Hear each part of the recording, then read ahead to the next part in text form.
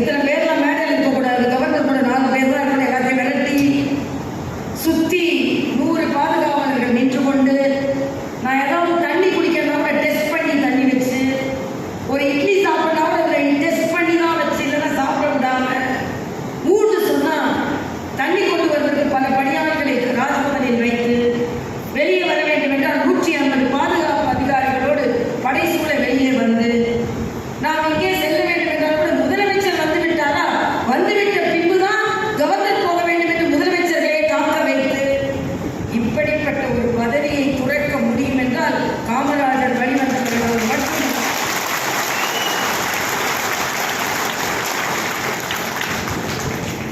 காமராஜர் முதலமைச்சர் பதவியை வேண்டாம் என்று தொடர்ந்தார். ஒரு மாநிலம் அல்ல, நான் மரியாதைக்குரிய பாரத பிரதமர் அவர்களுக்கு நன்றியுடையவராக இருப்பேன்.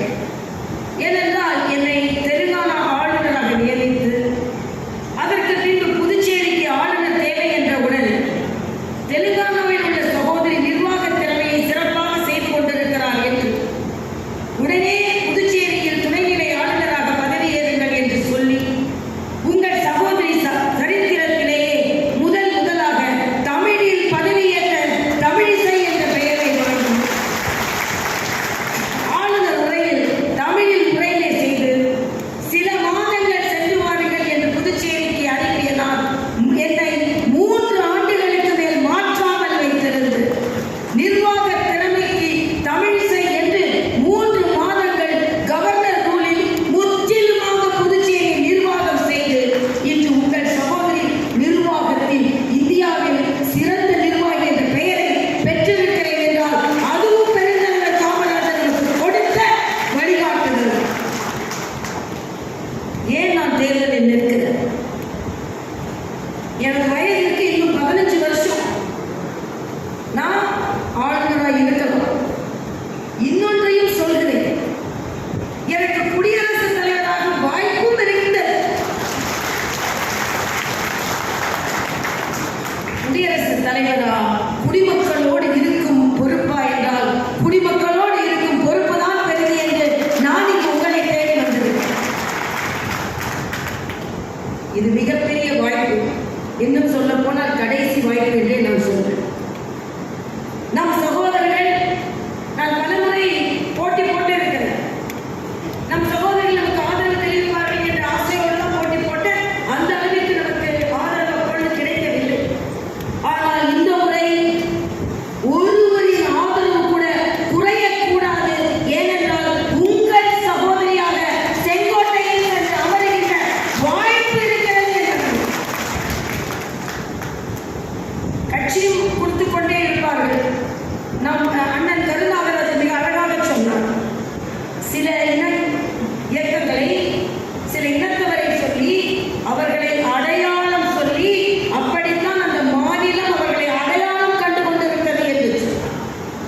நாம் இன்னும் நம்மை அடையாளப்படுத்திக் கொள்ளவில்லை என்றால் எந்த இயக்கத்தை சார்ந்தவர்களாக கூட இருங்கள், எந்த கட்சியை சார்ந்தவர்களாக கூட இருங்கள், எந்த கொள்கையை சார்ந்தவர்களாக கூட இருங்கள், எந்த மதத்தை சார்ந்தவர்களாக கூட இருங்கள், ஆனால் உங்கள் ரத்தம் உங்கள் முன்னால் நின்று ஆதரவை தேடுகிறது என்ற ஒற்றை வார்த்தை மட்டும். இந்த ரத்தம் என்னில் ஓடுவதால் தான் பதவிகள் பெரிதல்ல, மக்களுக்கு செய்யும் உதவிகள் தான் பெரிது. ஆக மக்கள் பிரதிநிதியாக தேர்ந்தெடுக்கப்பட வேண்டும் என்ற ஆசையினால் தான் இந்த கவர்னர் பதவியை துறந்துவிட்டு வந்திருக்கிறேன். உங்கள் ஆதரவு இருக்கும் என்ற நம்பிக்கை.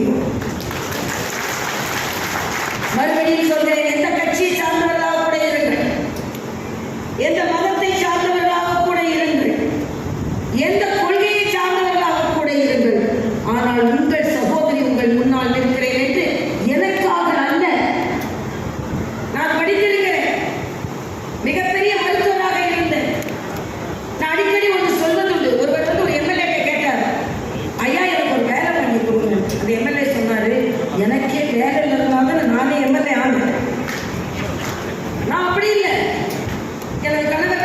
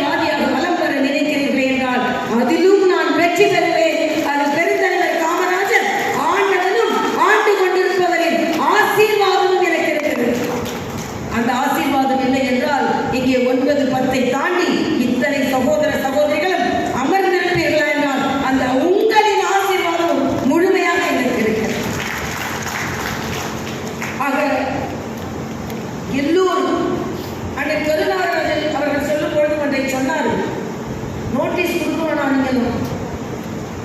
நீங்க எல்லாருக்கு எதையும் கொடுக்கணும், கொடுக்க வேண்டாம். நான் தடுப்பூசி போடும்போது வரவங்கெல்லாம் சொல்ல, தடுப்பூசி போட்டுக்கோங்க, தடுப்பூசி போட்டுக்கோங்க, தடுப்பூசி போட்டுக்கோங்க, கொரோனாவும் உங்களை காப்பாற்ற வேண்டும்.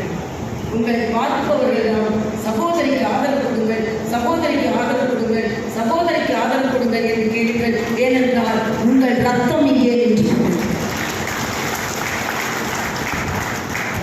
இவ்வளவு பெரிய பதவியை திறந்து பெரிய ரிஸ்க் எடுத்துக்கிறேன். நான் யாரை நம்பி நான் ரிஸ்க் எடுத்துக்கிறேன்? உங்களை நம்பி நான் ரிஸ்க் எடுக்கிறேன். இன்னைக்கு காலையில விருகம்பாக்கத்துல பிரச்சாரம் போய் கொண்டிருந்தேன். அப்போ ஒரு பெரியவர் வந்து சொன்னார், எங்கெல்லாம் வெள்ளம் இருந்தது, நீங்க ஓட்டு பத்திர கேட்டுட்டு வராமல் இருந்தாங்க அப்படின்னு சொன்னாங்க. அப்போ அந்த பெரியவர்கிட்ட அந்த பெரியம்மா ஒருத்தர் ஓடி வந்து சொல்றாங்க, சும்மா இருங்க, அவங்க கிட்ட அப்படி சொல்லாது, யார்கிட்ட வேணாலும் சொல்லுங்க, ஓட்டு வாங்கிட்டு வராம இருக்கிறதா இருந்தா அவங்க ராஜ்பவனுக்குள்ளே உட்கார்ந்துருக்காங்க.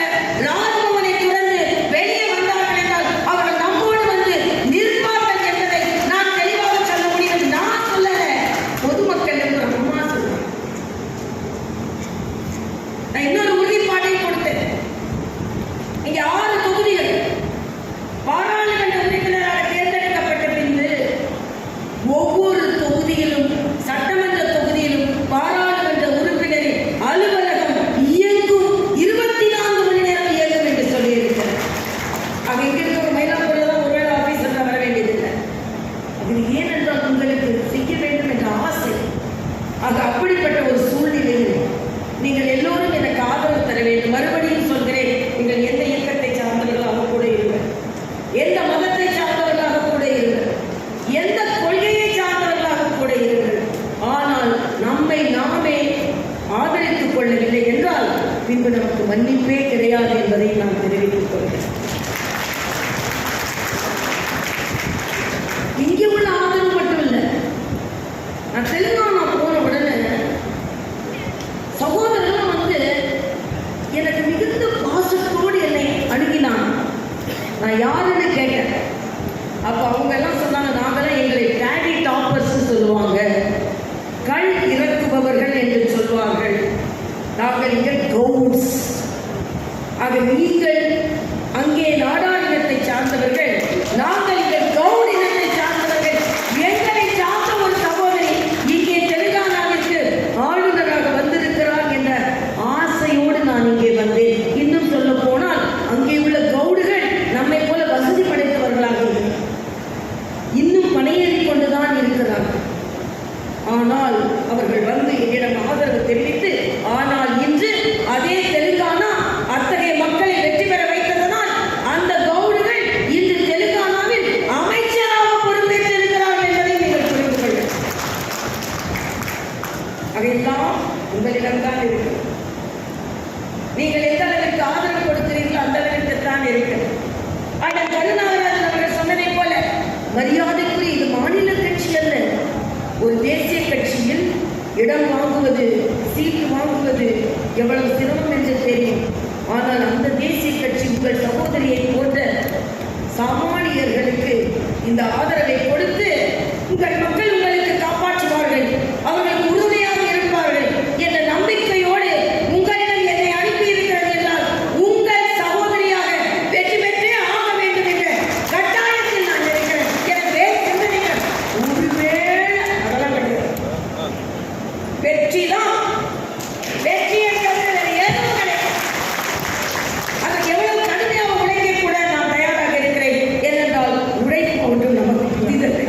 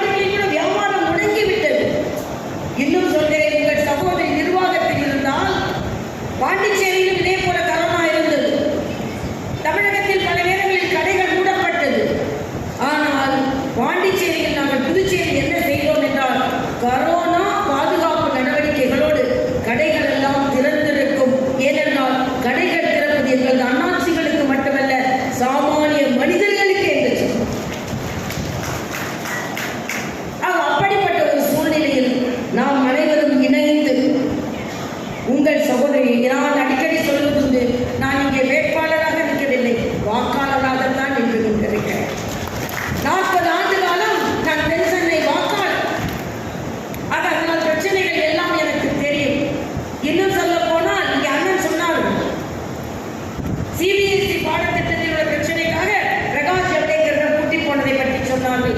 அது மட்டுமல்ல, குலசேகர பட்டணத்தில் ராக்கெட் லான்ச் என்று பெயர் வரும்போதே மரியாதைக்குரிய எனது சகோதரர்களை கூட்டிக் கொண்டு நான் மத்திய அமைச்சரை சந்தித்தேன்.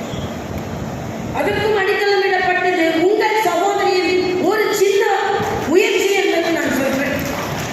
ஜிதேந்திர சிங் அவர்தான் அதற்கு பொறுப்பாளராக இருந்தார். அவரையும் சென்று நாங்கள் சந்தித்தோம். நான் ஏன் இதை சொல்கிறேன் என்றால், உங்கள் சகோதரி ஒரு உயரிய இடத்தில் இருக்கும் பொழுது எல்லா நல்லதும் நடக்கும் என்பதை நான் ஏற்கனவே செய்து காட்டியிருக்கிறேன், செய்தும் காட்டுவேன் என்று உங்களிடம் தெரிவித்தேன். அதனால் உங்களை பணிவன்புடன் கேட்டுக்கொள்கிறேன். எல்லோரும் கவர்னர் பதவியை தூக்கிவிட்டு விட்டுவிட்டார்களே, இவர்கள் வெற்றி பெற முடியுமா என்று கேட்கிறார்கள். இவ்வளவு பெரிய பதவியை தூக்கி எறிந்துவிட்டு வந்திருக்கிறேன் என்றால் வெற்றி பெற முடியும் என்ற அழுத்தமான நம்பிக்கையை தான் நான் செய்கிறேன். சரித்திர